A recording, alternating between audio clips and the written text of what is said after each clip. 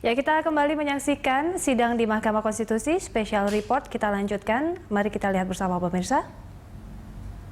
Itu berhubungan orang banyak, takut saya dicurigain. Gitu. Pas saya masuk, Pak Sugiono menyarankan merekam, saya merekam. Merekam itu saya sambil pelan-pelan sambil bertelepon, seolah-olah saya telepon, itu kotak suara dibuka.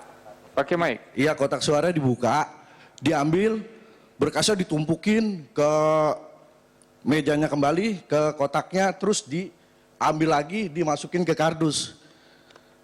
Merekamnya pakai apa? Pakai handphone yang mulia. Pakai HP. Ya.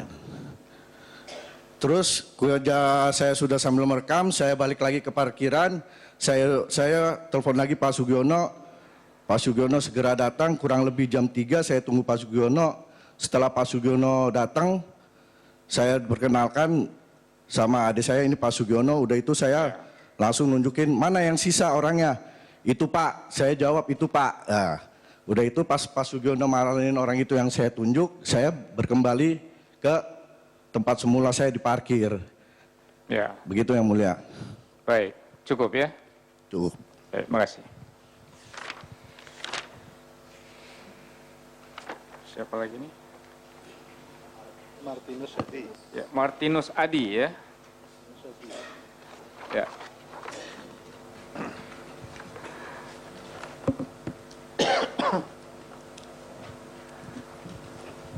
Ya.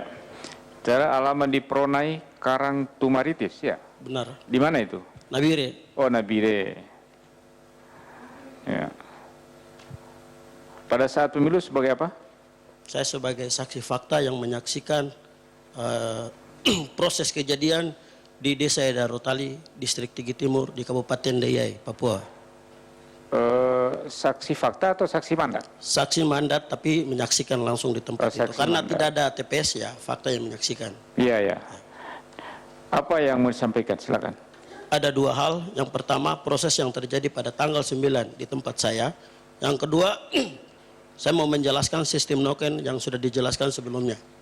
Tetapi sebelum saya menjelaskan dua hal ini, saya ingin beritahu kondisi terakhir pribadi saya.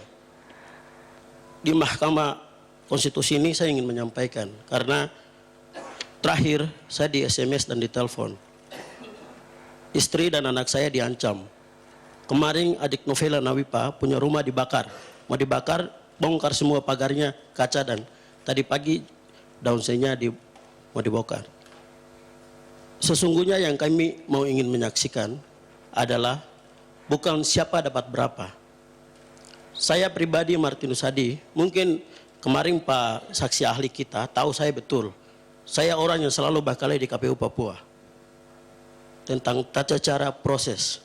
Kebetulan saya ikut terus. Kenapa saya harus sampaikan ini terlebih dahulu sebelum saya menjawab dua yang harus saya jawab di Mahkamah Konstitusi ini. Yang pertama, kita ini negara merdeka yang sudah 69 tahun. Ya, begini. Papua, Pak jelas dulu, karena ini menyangkut harga diri saya.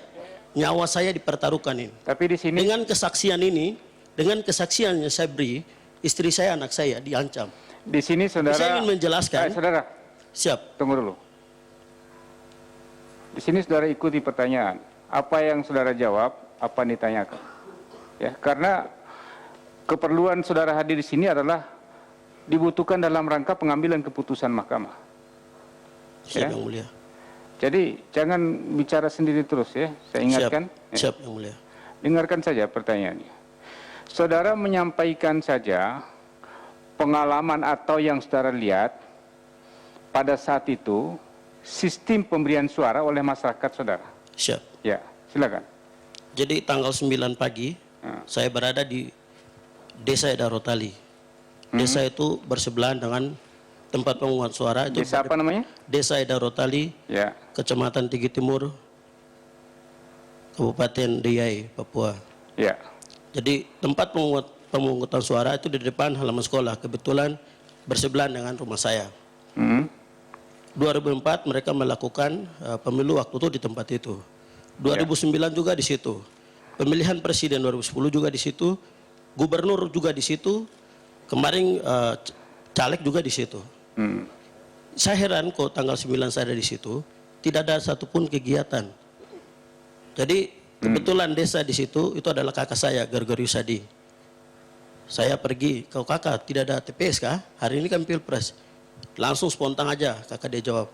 Aduh saya tidak tahu, kami tidak pernah dihubungi. Sambil dia kerjakan pagar-pagarnya. Ya. Nah itu kejadian di TPS itu saya tunggu tidak ada.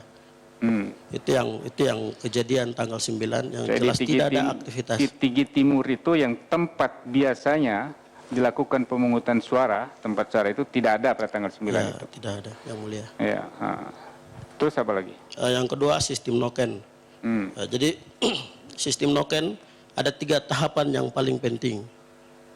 Tapi sesungguhnya saya mau jelaskan sedikit soal sistem noken. Noken ini Enggak, sebentar. Ini pemohon mengajukan saudara ini sebagai saksi, ya, bukan sebagai ahli.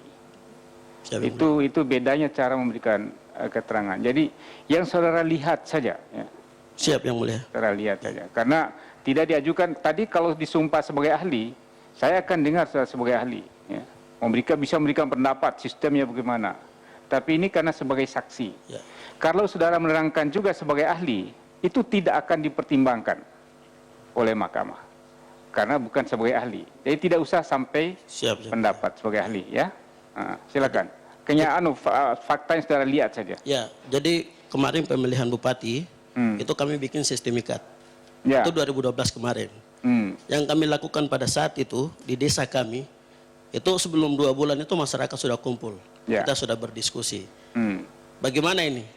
Jadi saat kita berkumpul itu semua hak bicara, Ya. mengambil satu keputusan. Itu yang pertama, itu proses pengumpulan. Yang kedua, Ada bakar batu juga kah? ada tiga hal yang paling penting. Yang pertama itu proses awal. Proses awal ini bagaimana kepala suku mengundang semua. Yang kedua adalah bagaimana tahap untuk komunikasi diskusi. Jadi dalam diskusi ini semua punya hak yang sama untuk bicara, menyampaikan pikiran dan unek-uneknya.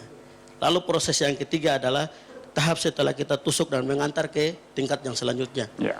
Biasa tahapan itu, biasa masyarakat kalau sudah menyetujui, menyepakati, maka orang dengan waita-waita, dengan semangat bawa alat kekuatan semuanya baru diantar ke tingkat selanjutnya, bahkan sampai ke KPU. Itu proses yang ini. Jadi kemarin di tempat saya tidak ada proses itu terjadi. Tidak ada. Ya. Kebetulan kakak saya yang tadi bilang kepala suku itu kepala suku di tingkat distrik. Saya tanya juga tidak ada, jadi dia juga tidak tahu. Kepala sukunya siapa namanya? Martin Nadi. Martin Nadi. Oh, Ya. Martin Nadi. Ya, Martin Nadi juga termasuk kepala suku di DIY juga. Ya. Ya. Terima kasih. Baik, cukup ya? Ya. Baik, makasih.